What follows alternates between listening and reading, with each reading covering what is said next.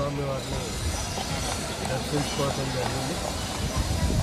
ఈ సందర్భంగా మా పంచాయతీలకి మంచి రోజులు వచ్చి ఈ రాష్ట్రంలో ఉన్నటువంటి సుమారు 13,000 గ్రామ పంచాయతీలకు అలాగే సుమారు 150 మున్సిపాలిటీలకు కూడా చంద్రబాబు నాయుడు గారు ముఖ్యమంత్రిగా అలాగే పంచాయతీరాజ్ శాఖ మంత్రిగా పవన్ కళ్యాణ్ గారు నిన్న 1,500 కోట్లు విడుదల చేశారు.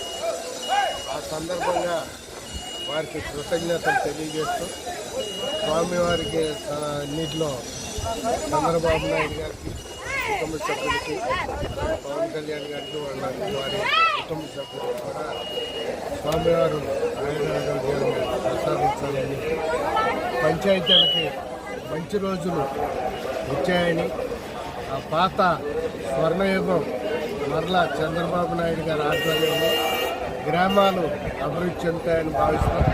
ఎందుకంటే వచ్చే జనవరి నెల నుంచి మరలా జన్మభూమి 2 ప్రారంభిస్తున్నారు కాబట్టి ఆ జన్మభూమి సందర్భంగా గ్రామాలకి పూర్వవైభవం వచ్చి